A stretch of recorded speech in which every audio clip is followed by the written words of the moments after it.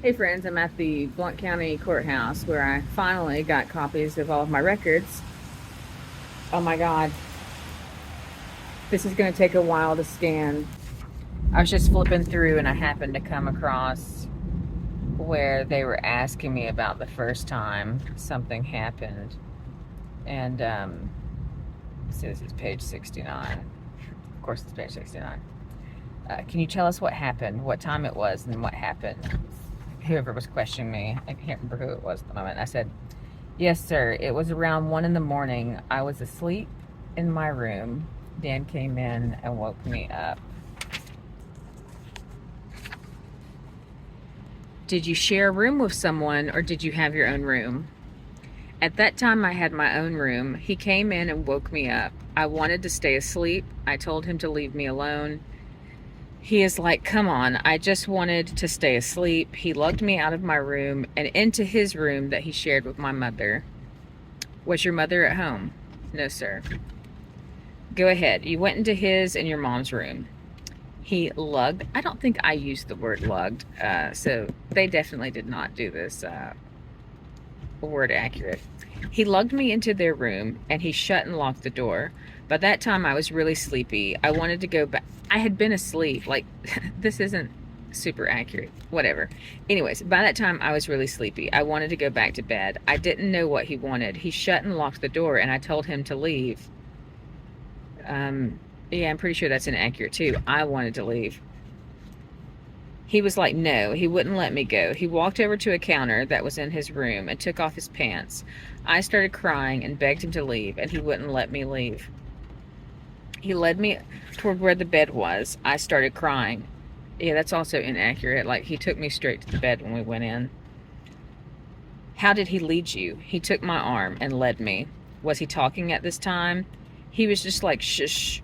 He told me it would be okay and it was all right. He just kept saying things, trying to reassure me. He led me over there and I went back toward the door to leave, and he got between me and the door. He wouldn't let me through the door. He took me by the arm and led me back. I slumped down by the bed and started crying. You did what? I started crying. You slumped? I went to the floor. On the floor? Yes, sir. What was Dan doing while you were on the floor crying? He had already taken his pants off and he was standing beside me saying some stuff. Then he picked me up and laid me across the bed and took my clothes off and then took his underwear off. How were you dressed? Probably a t-shirt and shorts. I don't really remember. Stuff to sleep in? Yes, sir. He took your clothes off and what? He took my clothes off and then he took his underwear off and he proceeded to have intercourse with me.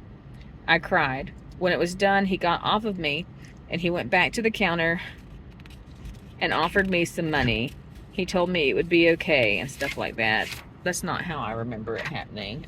I woke up the next day and there was money on my nightstand, is what I remember. You said when he finished. He ejaculated. He did? Yes, sir. Where? Inside of me.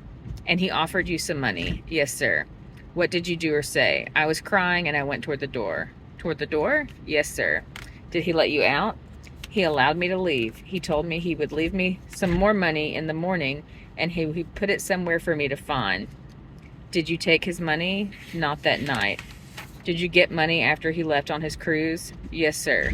You got his money? Yes, sir. That he left you? Yes, sir. Where did you go after you left the room? You know, I love how they ask these questions in a way that, like, makes the victim sound, like, really shitty. Like, I didn't I think take... this is the examination in the courtroom, I assume. Yeah, and it's his counsel, whatever. I didn't take his money. I woke up and there was money on my nightstand. You know, basically, that was his way of trying to make himself feel a little less guilty. You know? Fuck that man. Okay, when I left the room, I went to the bathroom, just right outside the door. I proceeded to wash the blood and semen from myself. You told us about the semen, but not about the blood. Where was the blood? It was in that area. That area. Is it hard for you to say that? Yes, sir. Whose blood was it? Mine. You washed, and then what did you do, Carol? I went to bed and cried myself to sleep. The next day was when he left on his cruise. Yes, sir. Did you see him? No, sir. Is that the first time Dan Brown had ever done anything like that to you? Yes, sir. Did you tell? Not at that time. While they were on their cruise, did you tell anybody? No, sir. When they got back, did you tell anybody? Not then, sir. Did everything rock along okay then after they got back? That continued to happen. It was usually once a week. He would take me on trips or take me with him by himself to his reserve trips to Tuscaloosa. Is he in the Army Reserve? Yes, sir. Tell me about the trips. We'll just stop there for now because I got stuff to do, but I'm sure I'll be making more videos going through this. So I'd kind of like to record myself reading this stuff for the first time and document how it makes me feel, and then like comment on things, etc. But I've been wanting copies of my records for so long, so long. I'm very thankful to finally have them, or at least most of them, because like the police reports and stuff aren't here. Fun story, police department can't find the police reports. Pretty sure the ex-stepfather paid somebody to get rid of them, but hopefully somewhere somebody's got a copy of them. I do have a copy of a few, but I'm sure that I'm missing some. So anyways, oh, wish me luck with this, guys.